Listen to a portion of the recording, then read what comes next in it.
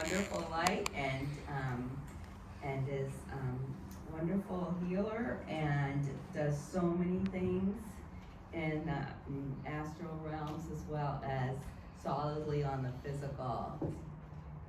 It's just got such a wonderful history, and he's always been very, very intuitive and very concise. He's very careful with his answers and giving you more information than you'd ever dream of. He's a metaphysical teacher, light worker, art history instructor, and passionate world traveler. 14 years residence in Europe. It changed his life forever.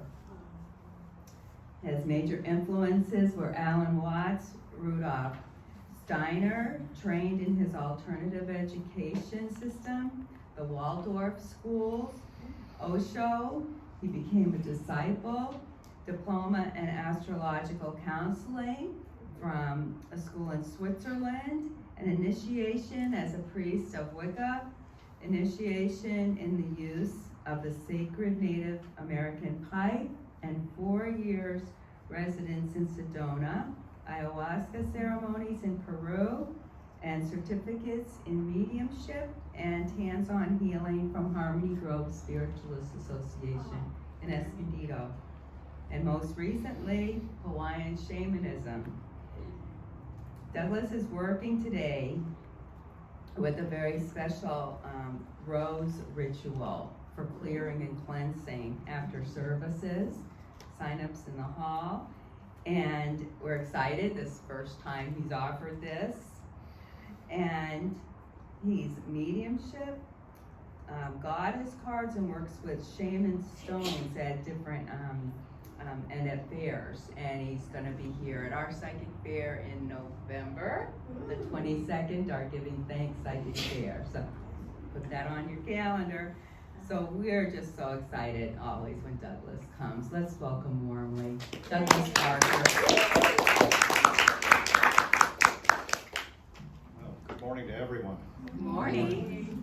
Since Halloween's coming up, I'm going to start with an old Scottish prayer. Wow. From ghoulies and ghosties and long-legged beasties and things that go bump in the night, good Lord deliver us. Amen. Love it. Thank you very much for the roses. They are beautiful. I should start off by saying how many of you like roses, but I think if anybody didn't like roses, there'd probably be something wrong with them. I'm going to start with two quotations from Jalaluddin Rumi, who was a 13th century Sufi mystic and poet. That which God said to the rose and caused it to laugh in full-blown beauty, he said to my heart and made it 100 times more beautiful.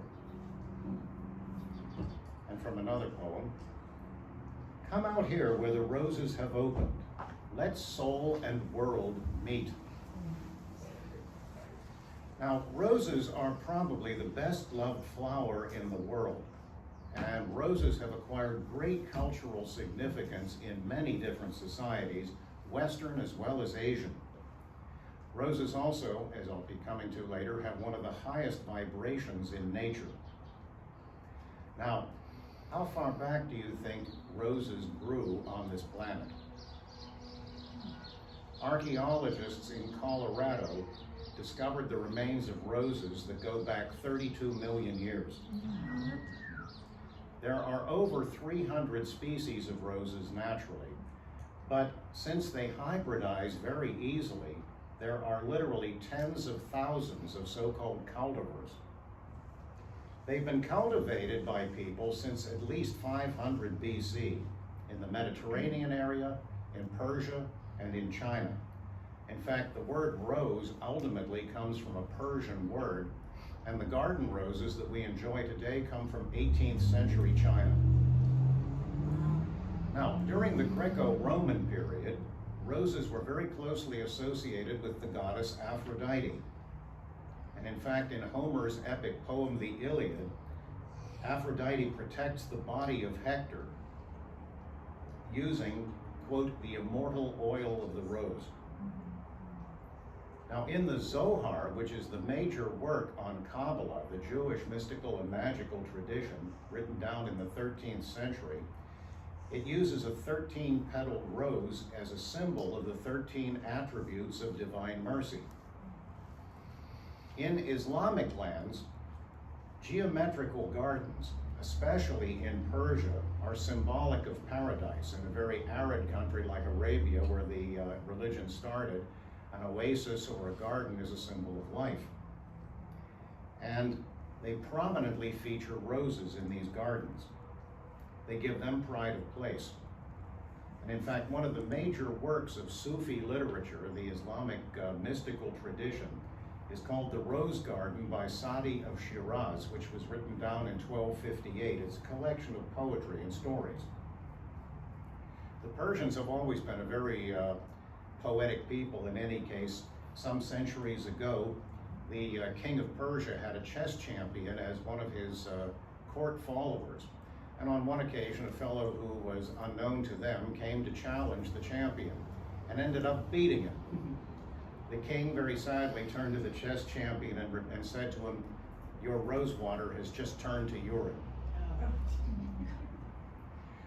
Now, when the Roman Empire became Christian, the rose of Aphrodite became associated with the Virgin Mary. And this eventually led to the use of the rosary, which comes from the Latin word rosarium, meaning a rose garden.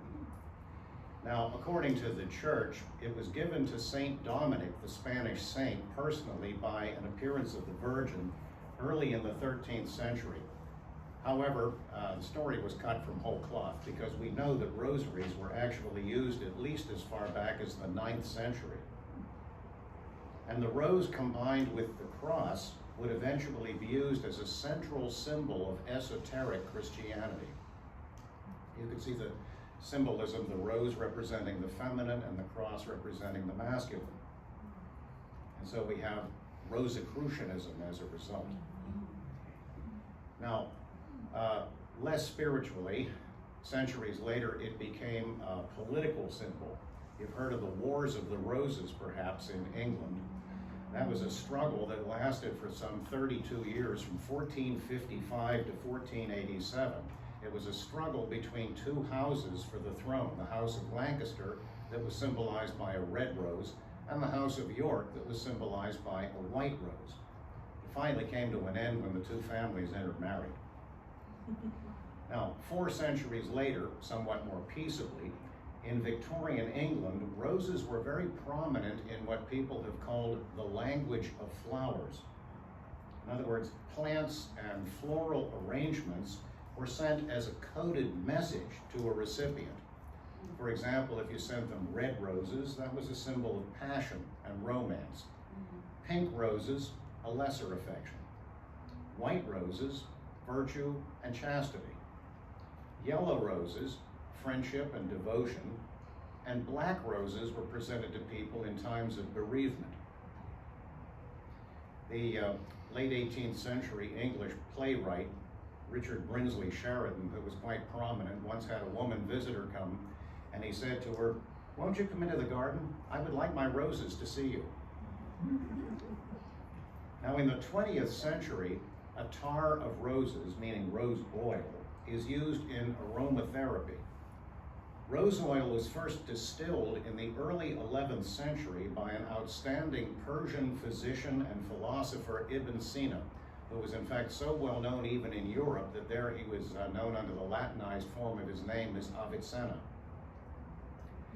In the middle of the 1500s, there was a French military surgeon by the name of Ambroise Paré, and he was experimenting with a method whereby he could treat wounds and burns. Now, the usual method was rather brutal. If you had a wound, they would pour boiling elder oil on it and then cauterize it with a red-hot iron. This is in the days before anesthetic, of course. So what he did was to use an ointment concocted of egg yolk, rose oil, and turpentine. And so he treated, after a battle, half the men one way and half the other. Well, the following morning, he went to see how they were faring, and the ones that had been treated with the traditional method were all in agony, whereas the others thanked him and said that they were feeling better. But sadly, the new treatment was not much used for many years to come. Now, we come to the subject of aromatherapy. Now, this is the use of essential oils for the healing of body, mind, and spirit. And rose oil, as you might imagine, works very well with the heart chakra. It has uplifting and soothing qualities that comfort those in grief, the bereaved, and those who are grieving the end of a relationship. Essential rose oil also works very well with female reproduction problems, PMS, menopause, irregular periods, problems conceiving, as well as postpartum depression. Although, it should be pointed out, you should not use it in early pregnancy, especially if there has been a history of miscarriages. It also helps women to be more confident in expressing their femininity and sexuality. Now, scientists today are able to measure the electrical frequencies or vibrational energies of various plants, as well any living thing, really. For example, a healthy human being vibrates at 66 megahertz. If you have a cold, it goes down to about 58. Now, if you look at the various essential oils, myrrh oil vibrates at 105. Lavender oil, 118. Rose oil, 320. Oh, wow. I only know of one that's higher, that's Idaho blue spruce, which apparently vibrates at 580. I assume that that's for raising the dead. Now, if you buy rose oil, bear in mind that this is almost always going to be perfume oil, meaning a few drops of essential rose oil in a carrier oil. The reason being because pure rose oil is extremely expensive. Those little vials you see of oils that you buy in various shops, they usually hold 1/3 of an ounce. To produce 1/3 of an ounce of essential rose oil would require 375 pounds of rose petals. Now, metaphysically, the rose combined with the cross represents the unfolding of spiritual wisdom as well as esoteric Christianity. Interestingly, Martin Luther had a seal that was made with a red rose and a cross, although in his case it probably signified reform. Now today, according to what Jean de Galzin told me, he's the president of the Rosicrucian Fellowship in Oceanside, there are about 72 different organizations worldwide that use the name Rosicrucian. Now, in most cases, if you look at their emblem, there will be a single rose in the center of the cross, which signifies, among other things, the heart radiating its love and wisdom outward in the 4 directions. However, when you look at Rudolf Steiner's anthroposophy, which he referred to as Rosicrucianism, as well as the seal of Max Heindel's Rosicrucian Fellowship in Oceanside, you have a black cross with a circle of 7 red roses around the center, looking somewhat like a Celtic cross, in which the roses in this case represent the 7 spiritual centers in the body. In other words, the 7 major chakras as well as their associated endocrine glands. And these are referred to in esoteric Christianity as the roses of light. Finally, I want to say, have you ever heard of the Berkeley Psychic Institute? Some of you are familiar with that. That was founded in 1973 by the Reverend Louis Bostwick. And in their teachings and in their practices, they make use of roses as one of their central exercises in order to clear the aura as well as to access clairvoyance. So, now we're going to do something a bit more practical. So, everybody sit up straight in your chairs and take a nice deep breath and let it out with a sigh. Okay, take in another deep breath, breathe right down into your belly. Now let it out with a sigh. And a third breath. Take it in and let it out. Good. Okay, so close your eyes. Now what I want you to do is to visualize a rose in any color that you prefer, and it's starting down at your feet, and it's going to slowly spiral clockwise around your body, moving up. And as the rose is ascending, by now it's up around the middle of your lower legs, as it goes, it's becoming darker and darker in color because it's pulling out any negative energy in your aura. So continue to see it. It's continually going up. By now it's around your waist. And it's continuing to circle around you, up along your rib cage, through the heart area, up to the level of your shoulders and your throat. You can do this at home more slowly if you like. And then around your head. And by the time it reaches up to the very top of your head, the rose is completely dark with all of the negative energies and so on. Now, what you do now is move the rose out about 20 feet away from you. And in Bostwick's term, you blow the rose, meaning it explodes, and it leaves nothing, no fragments, no smoke or anything behind. It's just completely gone. And all of that energy will be sent back to the universe, where it will be regenerated into positive energy. Now, since we have emptied out our space somewhat, imagine a couple of feet above your head a brilliant golden sun.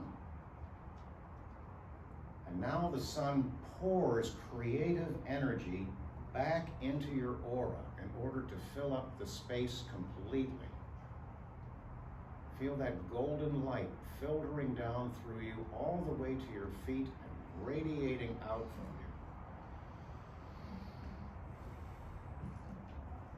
you. Okay, good. And keep your eyes closed, because now we'll think of something that we want to work on. Now, most of you will have one of the following, or more of them. For example, worry, fear, anger, depression, a bad habit, a lack of self-confidence, blaming others, feeling like a victim, shame, guilt feelings, blocked energies, procrastination. Now imagine one of those things, or more than one, that you want to work on. So first of all, imagine in your mind a symbol that would represent this problem. Now if you find that a little difficult to see a picture, you could also imagine it as just the word itself appearing in big, bold letters. And now, move a little bit outside your aura. In other words, more than an arm's length away. And create a rose in any color that you like.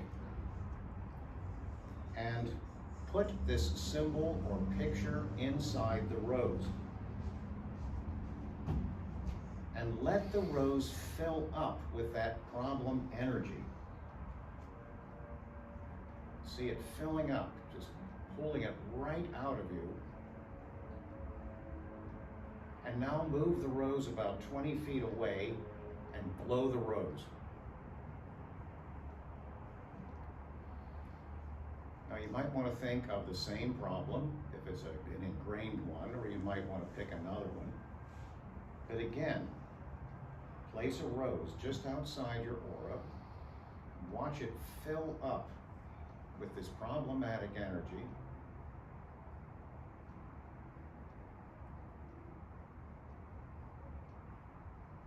Now move the rose several feet away and blow it.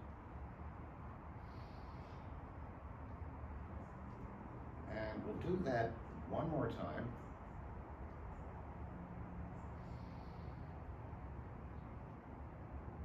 Let the rose fill up with whatever the problem is. Now move it about 20 feet away and blow the rose again. And you can do this at home whenever you have something like this come up. And if it's a problem that is causing you a lot of grief, just keep on doing it. Let it fill up with that energy, and then move it away from your aura and blow the rose. And when you finally come to the point where you can see the rose, place it just outside your aura, and for about 10 seconds it doesn't turn color or change in any way, then you know that you've gone as far as you can at this time.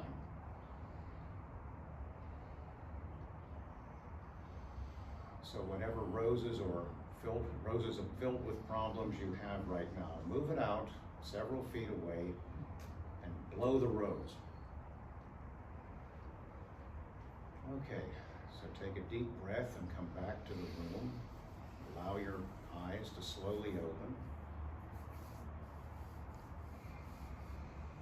And about 15 minutes today or so after the service ends, I will be doing a workshop in here in which we're going to be doing a lot of different exercises. First, roses that clear the aura and clear away problems. And then in the second part, we'll be learning how to use etheric roses, meaning roses that you imagine, as receptacles so that you can receive information psychically. And finally, I'm going to finish with the blessing that is commonly given at the end of services at the Rosicrucian Fellowship. May the roses bloom upon your cross. Thank you.